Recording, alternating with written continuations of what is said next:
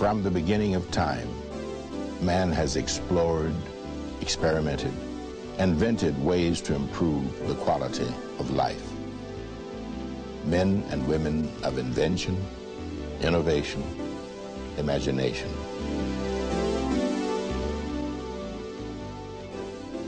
Hello, I'm R.C. Davis, and this is the U.S. Patent and Trademark Office in Arlington, Virginia, just outside of Washington, D.C. The American patent system is one of the oldest activities in the federal government. It was established by Congress, written to the Constitution to protect an inventor by excluding others from making, using, or selling his invention. The first patent was granted April 10th, 1790, for making potash and pearl ash, two ingredients used in making soap.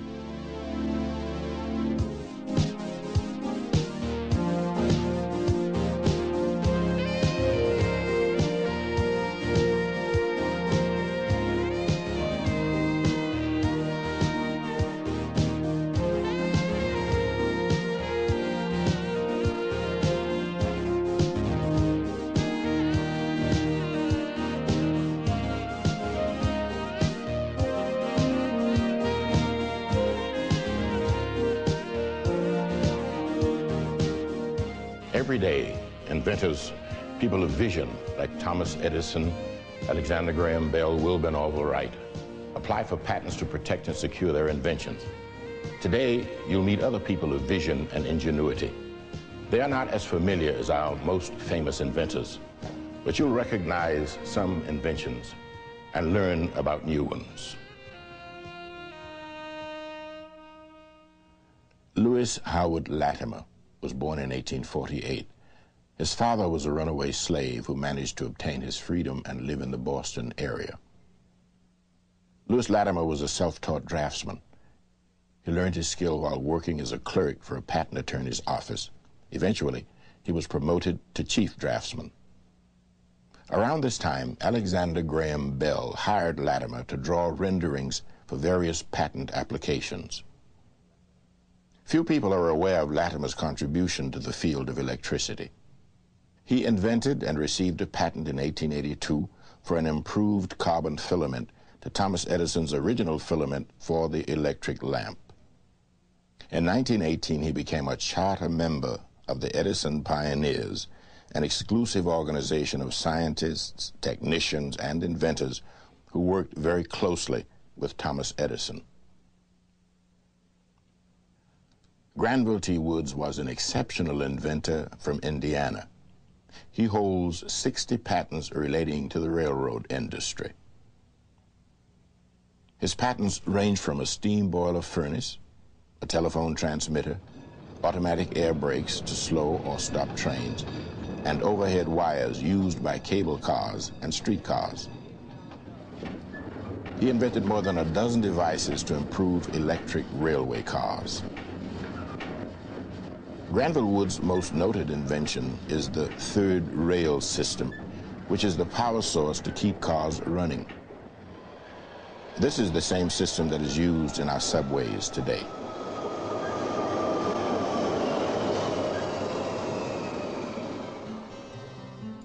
George Washington Carver was born to slave parents at Diamond Grove, Missouri, about 1864, but was freed in infancy.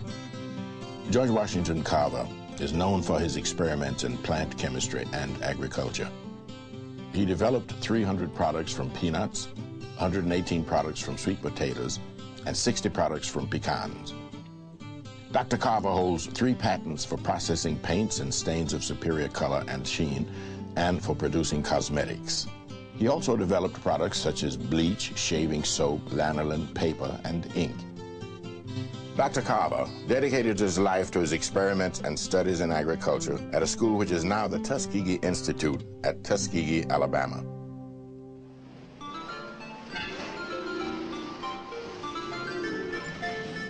Garrett Morgan is not a household word, but his patent affects our lives from one day to the next. Garrett Morgan, an inventor from Cleveland, Ohio, designed and patented the traffic signal to control the flow of traffic. His invention provided a mechanically controlled apparatus to raise and lower signals to indicate a stop or go at regulated intervals. Electric lamps illuminated the words giving the signal. Garrett Morgan is also noted for his gas inhalator, or gas mask. Various kinds of noxious gases were used during World War I. Garrett Morgan's gas mask, as well as other versions, were used while troops fought in the trenches.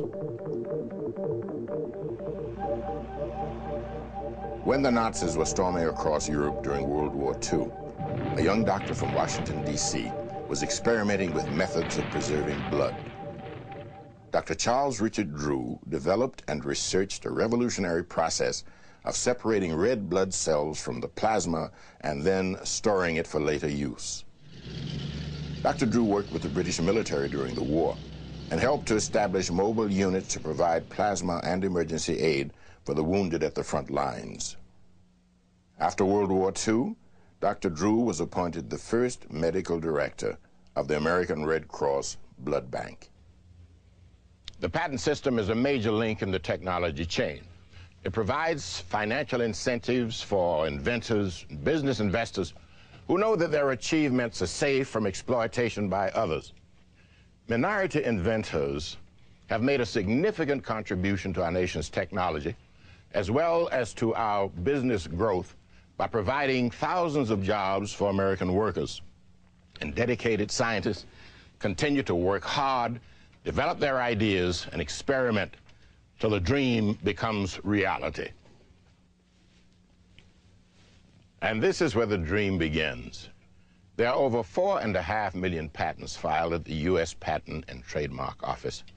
Every patent is assigned a number, given a classification, and stored here in these stacks. All of these documents are available to the public for research on any patent filed in America.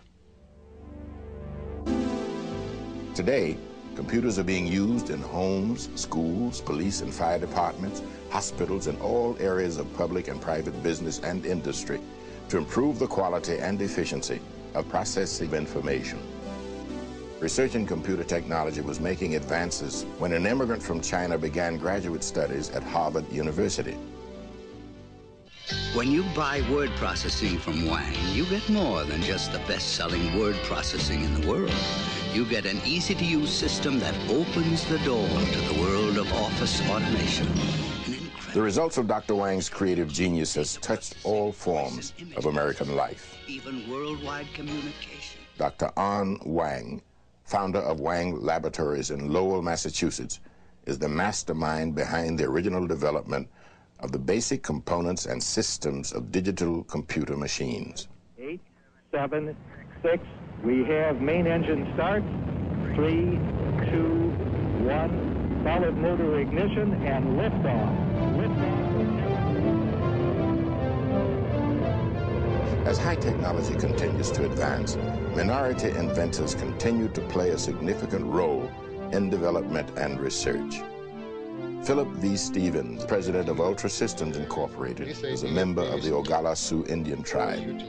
His dreams and ideas have resulted in a number of patents for defense systems. During the early phase of the United States intercontinental ballistic missile program, there were only 2 large intercontinental ballistic missiles, and both of them used liquid propellants for rocket propulsion. This missile is a Titan II intercontinental ballistic missile of one of the early vintages of a liquid-propelled missile. These missiles are characterized by a rocket propulsion system in which the rocket nozzles could swing or vector.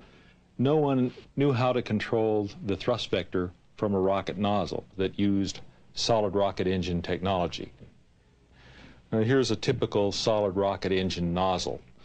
One of the concepts in my invention was a concept that would cause the thrust vector to deflect, which would give a missile the ability to control and fly in all different angles.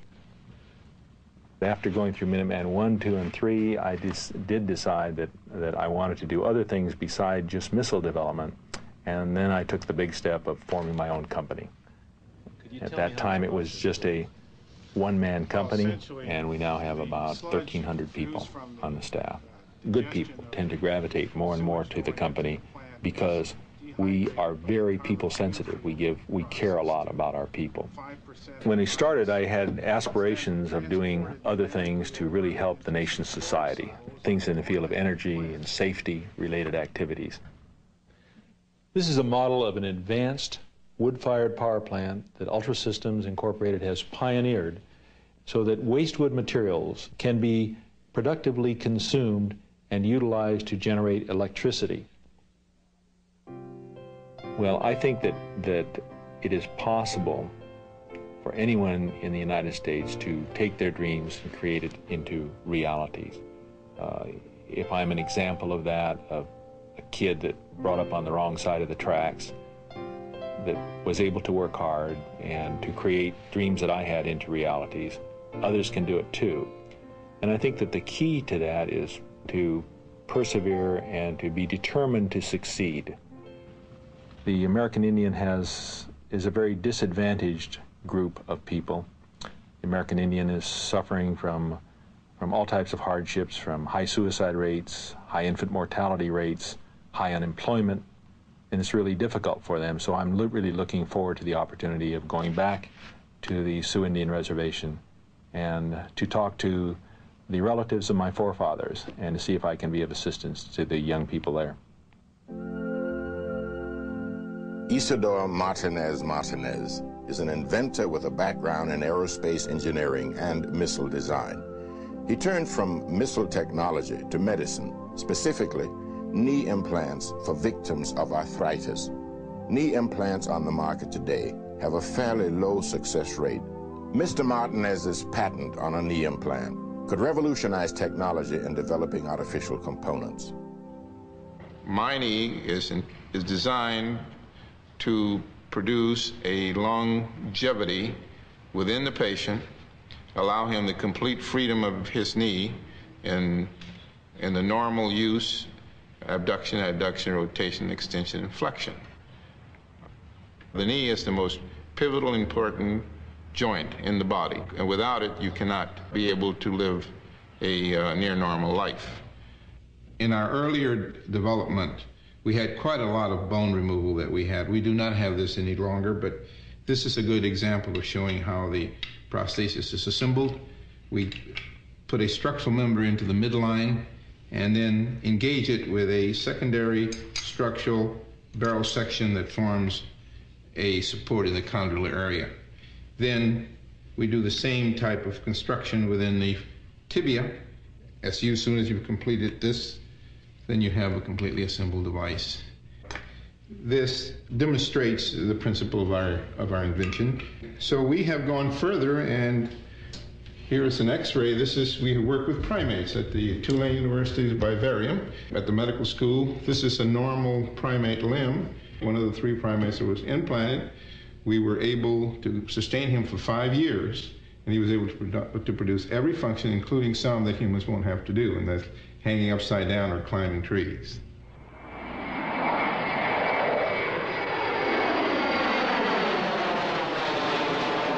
Here's the latest on the Traveler's Advisory. Traffic is slow due to dense fog. As the morning progresses, we'll be seeing a warming trend, and the fog should burn off by noon. If you're flying out of the city, expect some delays. You know, in this country, their airlines are reportedly losing about $300 million a year because of diverted flights when airports get socked in with fog. It burn up fuel, and they have to go to alternate airports. And so this could mean a bottom line savings to them at normal fuel prices of about $300 million a year. So it's important to get rid of it. Dr. Gordin's latest patent is a fog dispersal system specifically for airport runways. Small boxes line each side of the runway about 1/8 of a mile apart. Each box contains a small generator that shoots compressed air about 300 feet into the fog.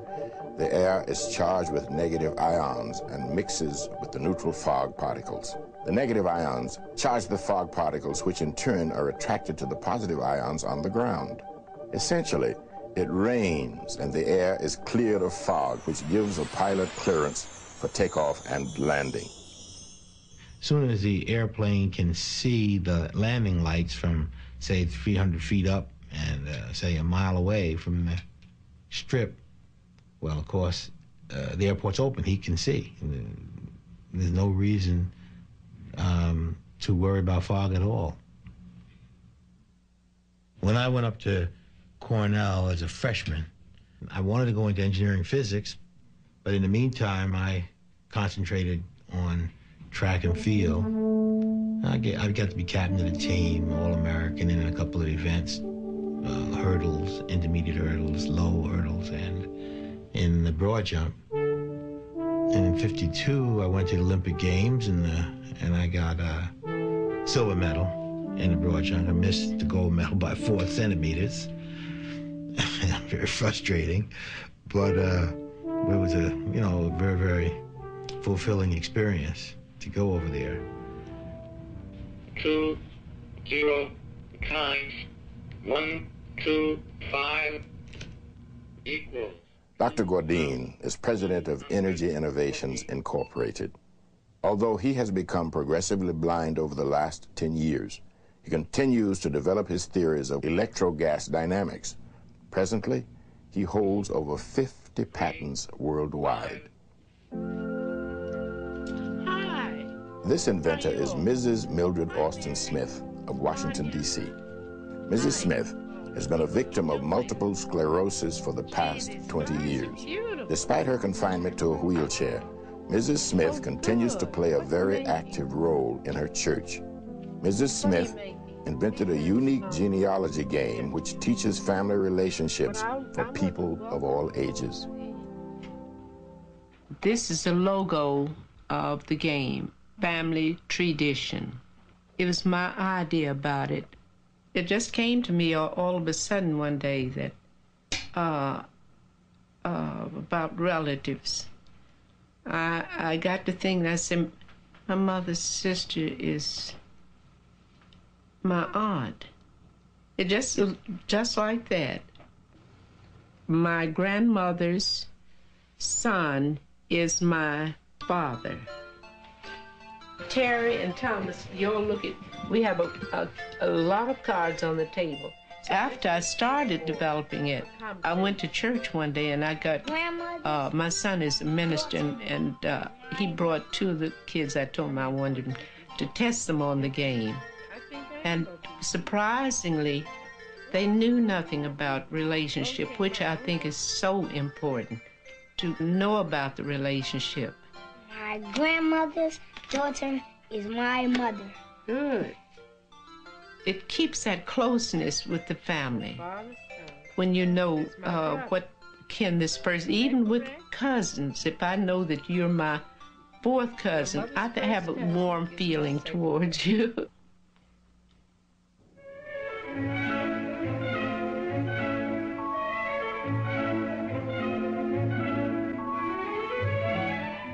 The 1950s was an era of innovation and discovery.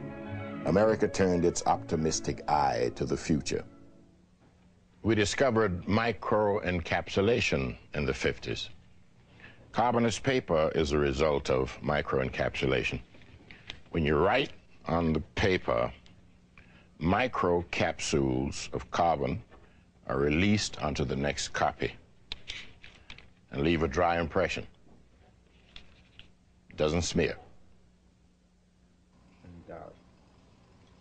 Robert Bayless, president of Capsulated Systems Incorporated, has enhanced and patented this process of microencapsulation. It is a method of mixing 2 solutions that have opposite qualities, such as oil and water, and encapsulating the product with a protective shell. When oil is mixed with water, the oil forms an emulsion of tiny beads.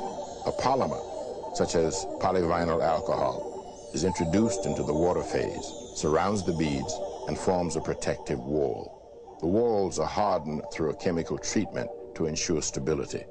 When the water is drained off and the beads are dried, a powdery residue is left, which is, in fact, micro-encapsulated beads of oil.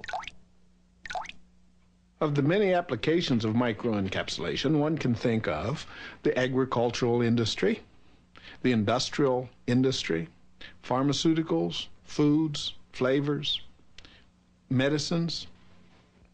I'm going to show you dry water. This indicator paper will turn blue if there's water present. Watch me crush it. Voila, blue paper, presence of water. Capsulated Systems has developed a chemical locking device for threaded fasteners. This material has been applied to a threaded fastener so that when a nut is screwed upon the thread, the epoxy reacts with its curing agent and chemically locks itself within 24 hours, such that the nut will not be removed. I'm placing on this piece of paper some microencapsulated inorganic dye. With that, in the second bottle, I'm placing a co-reactant, an acid. As I break these capsules, I generate ink.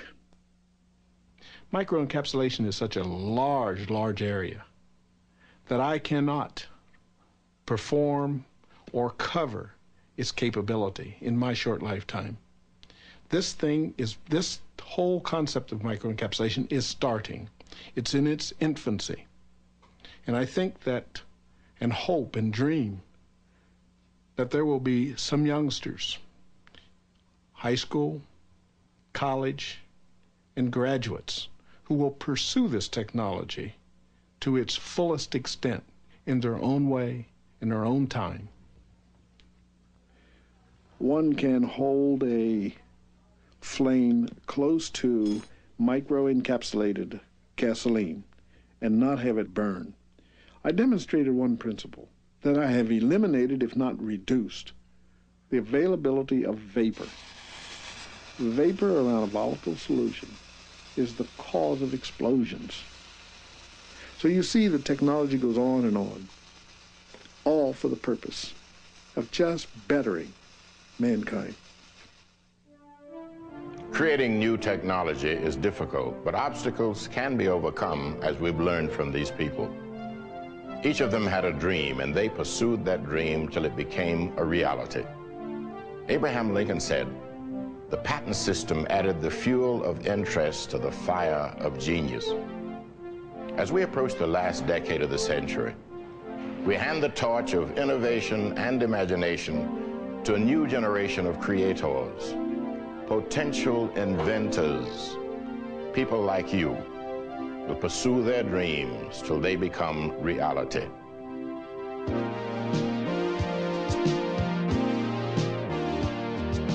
My invention is the bullet grabber, and the pilot is supposed to be the person who finds the wars, and he sits up here. And then when he spots them, he sends a message down to these two guys who operate the magnet. One is supposed to pick up like the little guns and rifles, and this is supposed to pick up the big bombs and cannonballs.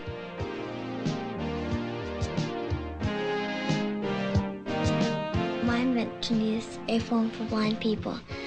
I thought that if there was a phone for blind people, that I wouldn't have to call for my grandfather, and so I made big numbers.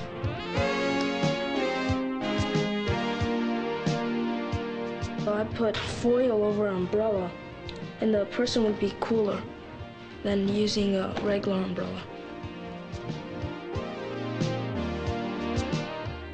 I thought a lot about and said to myself, if only I had a drawstring shower curtain, I just could have pulled the string without standing. And this is how it closes, by just pulling the string.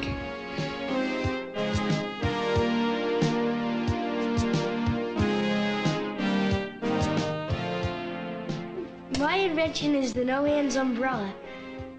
I got the idea because my mother didn't like to hold an umbrella, so I hooked it to my back and I got this little tube and I put it in, and I got these belts and I just strapped it to me, and